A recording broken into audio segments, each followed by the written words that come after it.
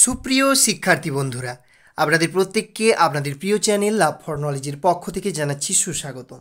তো সুপ্রিয় শিক্ষার্থী বন্ধুরা, আজকের ভিডিওতে আপনাদের সঙ্গে আলোচনা করব প্রাইমারি টেট 2023কে লক্ষ্য করে পরিবেশবিদ্যার একটি অতি গুরুত্বপূর্ণ ক্লাস নিয়ে। তো আমাদের টার্গেট আমরা 300টি পরিবেশবিদ্যার মোস্ট ইম্পর্টেন্ট প্রশ্ন উত্তর নিয়ে আলোচনা করব। আজকে আমাদের পার্ট 1-এর ভিডিও। এই পার্ট 1-এর ভিডিওতে আপনাদের সঙ্গে পরিবেশবিদ্যার বাছাই করা 36টি অতি গুরুত্বপূর্ণ প্রশ্নোত্তর নিয়ে আলোচনা করব। তো চলুন আজকের ভিডিওটি শুরু করছি। তো ভিডিওটি শুরু করার পূর্বে প্রত্যেকের কাছে রিকোয়েস্ট, যারা এখনও আমাদের চ্যানেলের সঙ্গে যুক্ত হননি অবশ্যই চ্যানেলটি সাবস্ক্রাইব করে আমাদের চ্যানেলের সঙ্গে যুক্ত হয়ে যান। তো শুরু করছি আজকের আলোচনা। প্রথম প্রশ্ন অন স্ক্রিন আপনারা দেখতে পাচ্ছেন যে পরিবেশ কি। তো আমরা পরিবেশ পড়তে গেলে আমাদেরকে অবশ্যই আগে জানতে হবে পরিবেশ কি। পরিবেশ হচ্ছে আমাদের চারপাশে প্রাকৃতিক এবং মানবসৃষ্ট সকল উপাদানকে একত্রে পরিবেশ বলে। তাহলে আমাদের চারপাশে যে সমস্ত প্রাকৃতিক এবং মানবসৃষ্ট উপাদানগুলো রয়েছে সেগুলোকে একত্রে পরিবেশ বা এনভায়রনমেন্ট বলে। ওকে, পরিবেশ কয় প্রকার ও কী কী? পরিবেশ দুই প্রকার, একটা হচ্ছে প্রাকৃতিক পরিবেশ আর একটা হচ্ছে কৃত্রিম পরিবেশ বা মানব সৃষ্ট পরিবেশ। ওকে, পরের প্রশ্ন কি বলেছে? ইন সিটু সংরক্ষণ কি? মোস্ট ভিভিআই প্রশ্ন, একটি অতি গুরুত্বপূর্ণ প্রশ্ন। কোনো জীবকে তার প্রাকৃতিক বাসস্থানে সংরক্ষণ করার পদ্ধতিকে ইন সিটু সংরক্ষণ বলে। অর্থাৎ কোনো একটা জীবকে তার প্রাকৃতিক বাসস্থানে যখন আমরা সংরক্ষণ করব সেটাকে বলবো ইন সিটু সংরক্ষণ। উদাহরণ হচ্ছে সুন্দরবনে বাঘ সংরক্ষণ। ঠিক আছে, তাহলে ইন সিটু সংরক্ষণটা কি? কোনো জীবকে তার প্রাকৃতিক বাসস্থানে সংরক্ষণ করার পদ্ধতিকে ইনসিটু সংরক্ষণ বলি।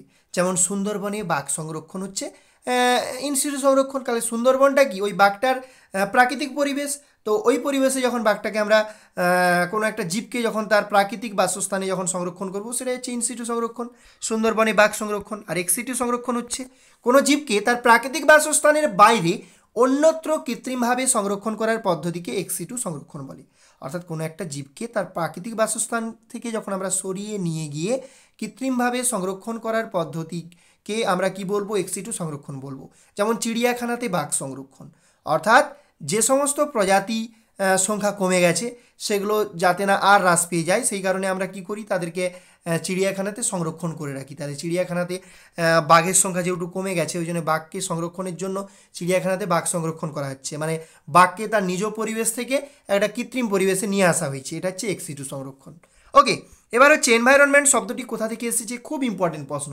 ফরাসি শব্দ এনভায়রন থেকে এনভায়রনমেন্ট শব্দটি এসেছে, যার অর্থ হচ্ছে বেষ্টিত করা বা ঘিরে ধরা বা ঘিরে রাখা, এরকম একটা অর্থ হবে। ওকে, ইউনেস্কোর পুরো কথা কি? খুব ইম্পর্টেন্ট প্রশ্ন। ইউনেস্কো এর পুরো কথা হচ্ছে United Nations Educational Scientific and Cultural Organization. United Nations Educational Scientific and Cultural Organization. বিশ্ব মৃত্তিকা দিবস কবে পালিত হয়?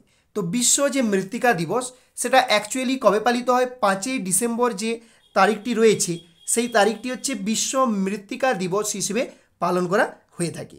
আমরা মুভ করব পরের প্রশ্নকে, যেটাতে বলা হয়েছে যে কোন সালকে রাষ্ট্রসংঘ আন্তর্জাতিক অরণ্য বর্ষ হিসেবে ঘোষণা করে? খুব ইম্পর্টেন্ট একটি প্রশ্ন কিন্তু। কোন সালকে রাষ্ট্রসংঘ আন্তর্জাতিক অরণ্য দিবস বা অরণ্য বর্ষ রূপে ঘোষণা করে? এক্ষেত্রে উত্তর হয়ে যাবে 2011 সালকে। 2011 সালকে। পরের প্রশ্ন, কোন সালকে রাষ্ট্রসংঘ আন্তর্জাতিক মরুভূমি ও মরুকরণ বর্ষ হিসেবে ঘোষণা করে? উত্তর হবে 2006 সালকে। এই দুটো প্রশ্ন কিন্তু খুব ইম্পর্টেন্ট।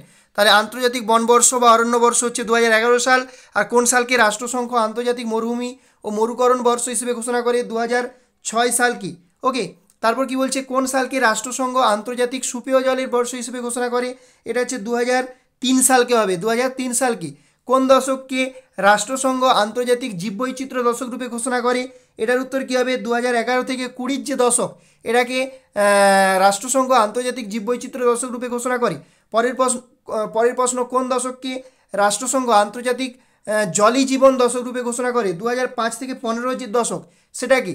তারপর বলছে কোন দশককে রাষ্ট্রসংঘ আন্তর্জাতিক স্থিতিশীল উন্নয়নের সমুদ্র বিজ্ঞান দশক রূপে ঘোষণা করে? এটা হবে 2021 থেকে 30 যে দশক সেটা কি? ওকে, এর পরের প্রশ্ন, কোন দশককে রাষ্ট্রসংঘ আন্তর্জাতিক স্থিতিশীল উন্নয়নের জন্য শিক্ষা দশক রূপে ঘোষণা করে? 2005 থেকে 14 যে দশক। তারপর হচ্ছে কোন দশককে রাষ্ট্রসংঘ আন্তর্জাতিক প্রাকৃতিক বিপর্যয় হ্রাস দশক রূপে ঘোষণা করে? 1990 থেকে 99। খুব ইম্পর্টেন্ট প্রশ্ন, ডে জিরো কি? তাহলে খুব ইম্পর্টেন্ট একটা প্রশ্ন আমরা এখন দেখতেছি, ডে জিরো কি? বলছে ভূগর্ভস্থ ভৌমজলের অভাবে চরম জলসংকটের অবস্থাকে ডে জিরো বলে। ভূগর্ভস্থ ভৌমজলের অভাবে চরম সংকটের যে অবস্থা তাকে ডে জিরো বলে। তারপর হচ্ছে পৃথিবীর বৃহত্তম বজ্রবলয় কোনটি? গ্রেট প্যাসিফিক গার্বেজ প্যাচ। পৃথিবীর বৃহত্তম বজ্রবলয় কোনটি? গ্রেট প্যাসিফিক গার্বেজ প্যাচ।